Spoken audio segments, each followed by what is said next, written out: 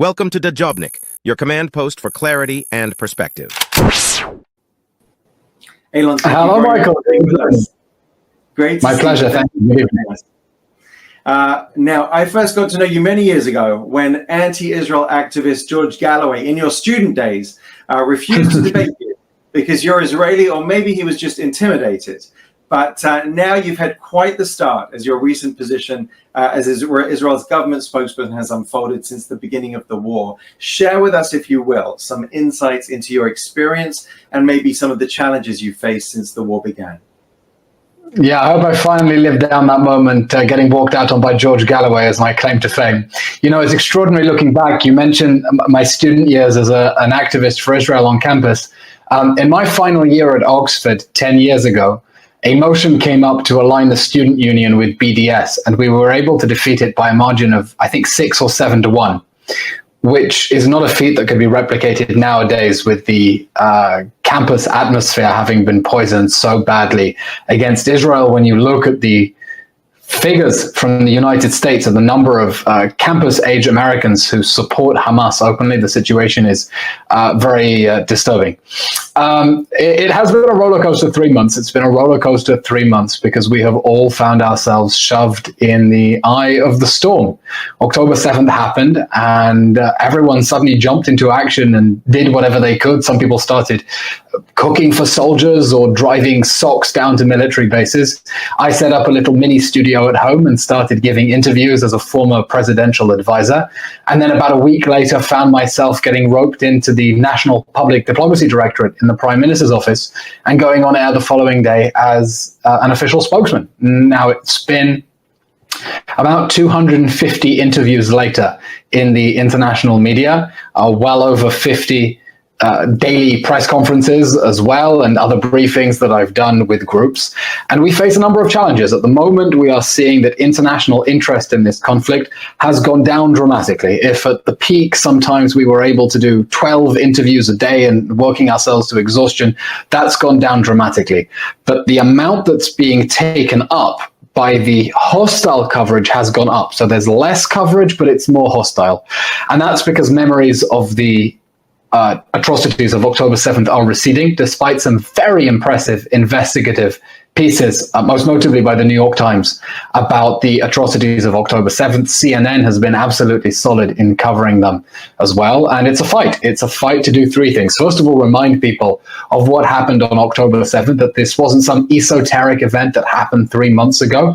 This was the opening shot of a war that Hamas declared and launched with an invasion on October 7th. It's not something that gives us legitimacy for a war. It's the reason there is a war. The second is to keep talking about the hostages and the new revelations that come in from the survivors of what is going on in the Hamas terror dungeons are absolutely chilling, and we have to keep that front and foremost on everyone's minds, because some people will give into the illusion to think, okay, Israelis, you had your fun. When is enough enough? When we get all the hostages back? And the third and the most challenging thing is to explain that the extent of the devastation that we are seeing in Gaza and the genuine human suffering has an address, and that address is Hamas and the human shield strategy that seeks to deliberately maximize civilian casualties in a sick ploy to gain international sympathy and then diplomatic pressure on Israel to back off. And I think it's very difficult for people around the world to appreciate the extent of how Hamas deliberately embedded itself under civilian areas to protect Gaza underground with Gaza overground. I saw the New York Times report that the tunnels might be 350 to 450 miles long. I mean, that's 55 to 70% longer than the London Underground. And that is the reason. That is the reason for the suffering we are seeing. And of course, this can all end tomorrow if Hamas surrenders now. And that is a demand that many world leaders are in fact making. And I think that is a not inconsiderable achievement for Israel's public diplomacy over 3 months into the war. Absolutely. And a message that everybody should be echoing. That's how you end the war, for Hamas to surrender. Yeah, absolutely. And that's why I speak of the rallies in London as being pro-Hamas marches. Because, look, everyone except for the most violent extremists wants this war to be over. Okay, the question is on what terms? And if you're going out in the streets and chanting ceasefire now, you're saying end it now with the hostages still in Gaza and Hamas in power. Whereas if you really cared about civilians, you should be demanding surrender now. Lay down your arms, hand over your pedophile rapists for a war crimes tribunal, and give back the hostages. Yeah, which would obviously be the best thing for the people of Gaza as well. You spoke about the way the media receives your message, so you know that I have to play the now famous clip with the truly stunning question from a news presenter. Are we not already, Michael? We haven't moved beyond this, I'm afraid not, but it's instructive, and we'll come back to that and see why. Because this question, for those people who've been hiding under a rock and haven't seen this question, was the question that caused your eyebrows to raise in shock. Let's take a look. I was speaking to a hostage negotiator this morning. He made the comparison between the 50 hostages that Hamas has promised to release, as opposed to the 150 prisoners that are Palestinians that Israel has said that it will release. And he made the comparison between the numbers and the fact that, does Israel not think that Palestinian lives are valued as highly as Israeli lives? That is an astonishing accusation. If we could release one prisoner for every one hostage, we would obviously do that. We're operating in horrific circumstances. We're not choosing to release these prisoners who have blood on their hands. We are talking about people who have been convicted of stabbing and shooting attacks. Notice the question of proportionality doesn't interest Palestinian supporters when they are able to get more of their prisoners out. But really, it is outrageous to suggest that the fact that we are willing to release prisoners who are convicted of terrorism offenses, more of them than we are getting our own innocent children back, somehow suggests that we don't care about Palestinian lives. Really, that's a disgusting accusation. Now, this is several weeks ago. You haven't aged a bit since then. But talk us through what's going through your head, Michael, when you hear a question like that. You know, it's extraordinary how one's professional career, the course can change based on a split-second decision to pull a face. When that happened, it was originally reported that this was a very natural reaction of surprise. No, it wasn't. The monologue going through my head at the time was, where is she going with this question? No, she's not. Yes, she is. Gosh, this is TV gold. Do something. Okay, pull a face on the count of 3. 1, 2, 3, go. Because sometimes these questions are so absurd that you need to externalize it. It's not enough to give a robotic answer and let it slide. You have to put the interviewers in their place and explain that this is preposterous. This is outrageous. This is not ordinary journalism.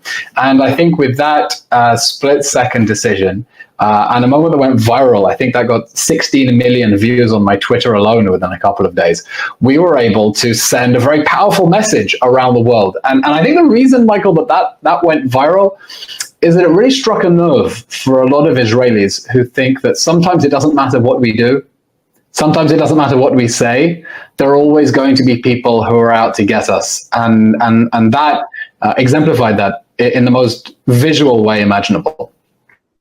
Is that the most insidious accusation leveled against Israel you've faced as Israel's spokesperson? I think one of the big misconceptions that we are trying to fix is that Israel somehow wants this war. That we have it in our power to simply wrap everything up tomorrow and go home. And we can't. And there's a reason that the Prime Minister said today that he completely rejects the reported terms of what Hamas offered, which is nothing more than a capitulation. We want this war to be over, but we need this war to be over in a way that brings the hostages home and removes Hamas from power. Because anything else is a guarantee that we will be in the same cycle of violence again. And by the way, world leaders understood that on October 8th. It's why the European Parliament president put out a message saying, you know, Hamas exists for the sake of killing Jews, denying them an ability to live in their homeland. And it will never be stopped. It will never stop until it is stopped. And so the impression that somehow we want this war is deeply problematic. The impression that Israel is somehow being reckless or careless when it comes to civilian lives, when, look, obviously every civilian casualty is heartbreaking and tragic. They need to be understood in the context of war, a war we didn't start, a war we didn't launch, and compared to other counterterrorism wars. And if the total Hamas figures are true, and we doubt them, and if the Israeli figures for the number of Hamas terrorists killed are true, then that civilian to combatant ratio is unheard of in the history of counterterrorism warfare, and shows very clearly the efforts that the IDF has been making to try to protect civilians. But the fact that many in the international media will see suffering, will blame that immediately on Israel, instead of holding Hamas to account, is deeply upsetting, because what do? They essentially send a message to Hamas: keep going, your strategy works, because either Israel won't attack, and then your military infrastructure is immune and intact, or Israel will ask civilians to leave, and then they're displaced, or Israel will attack, and then civilians will be hurt, and then we'll blame Israel instead of the people who are deliberately keeping them in harm's way. And so they find themselves playing along with Hamas's narrative, and I think not understanding how they are being manipulated by Hamas's propaganda machine. And it looks like Israel has taken a strategic decision to be more combative and to push back in a stronger way against allegations. Is that a strategic decision? Absolutely. My defensive doctrine when it comes to Hasbara, which I've been trying to implement since I joined the National Public Diplomacy Directorate in the Prime Minister's office a week after the war, is to go on the offensive, because David Ben-Gurion, when he came up with Israel's defense doctrine, said Israel is too small, it's too narrow, we don't have strategic depth, never let an enemy fight on your territory, always push the battle into the enemy's territory. And I think the same is true, especially after October 7th. Everyone in Israel knows why we are fighting. It is the most patently obvious thing to everyone, why we are united for victory, why the whole country dropped everything and mobilized to destroy Hamas and bring back the hostages. It's clear to everyone here in this country why that is happening. And so we have to keep and push ahead with that. And I think everyone in the country understands the importance of that. The international media don't necessarily, and that's a point that we have to keep making to them. And one thing Ben-Gurion didn't have was TikTok. And you've taken to TikTok, Instagram, and social media in general to get the message across. So tell us what you think works best on digital platforms. Well, with TikTok, we have a serious problem. I opened a TikTok account at the start of the war, realizing we have to play for the 16-year-old girl vote, who unfortunately are siding with Hamas in the United States at the moment. I've been shadow banned on TikTok. The initial videos I got gained viral attention, and since then the algorithm seems to be suppressing them, and it's very difficult to get past 10,000 followers. I think what is happening in TikTok, and it's not just me, it's all pro-Israel content. People will report the content because they don't want to see pro-Israel stuff. That's how I got locked out of my Instagram account for 24 hours.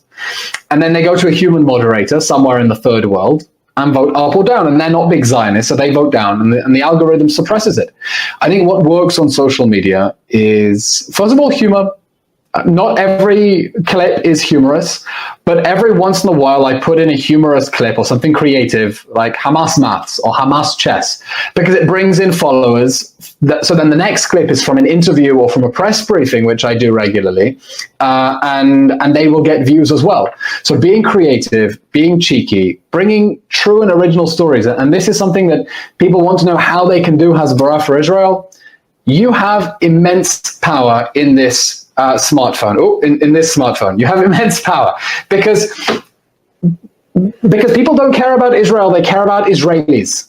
They care about real stories. And everyone has an ability to share stories about what is happening to them, what is happening to the survivors, what is happening to the hostages. That will get picked up on. That will get picked up on around the world. You don't have to be a content creator in order to have an influence on social media.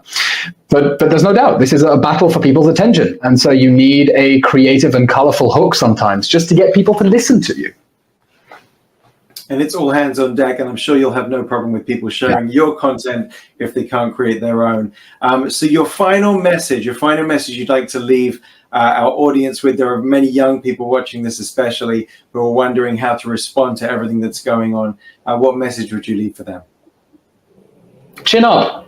There is a large movement of violent intimidation that is trying to make it impossible to express sympathy for Israel or support for Israel in this war, even to speak up for the hostages, much less say that this war should end in total Israeli victory. And we can't let them win, because there is no way to simply let the storm pass, hope it blows over, and then things will return to normal. They won't return to normal. Really, there is no future for this country or the Jewish people in a world in which Hamas can reduce people to human ash from Auschwitz and get away with it. And so we fight, and we need our supporters around the world to keep talking about the hostages and keep speaking powerfully in favor of Israel's right to win this war. A war we didn't want, a war we didn't start, a war we didn't even expect, but a war that we have to win. And a war that we have to win because otherwise Hamas will do October 7th again and again, as it has spent every day and night since then threatening that it will do. Absolutely. We've taken to calling this the October the 7th war. Thank you so much for being a strong voice for Israel in the world. Make sure you follow him all across social media. You and with us because as I say, Hasbara, it's not a service provided by the welfare state. It has to be a combined effort of government and civil society together. Absolutely critical. So thank you for everything you and your organization are doing. Thank you very much, Eylon. Don't forget to like, share, and hit subscribe to stay updated with our latest content. Until next time, stay informed and inspired. This is Dejobnik signing off.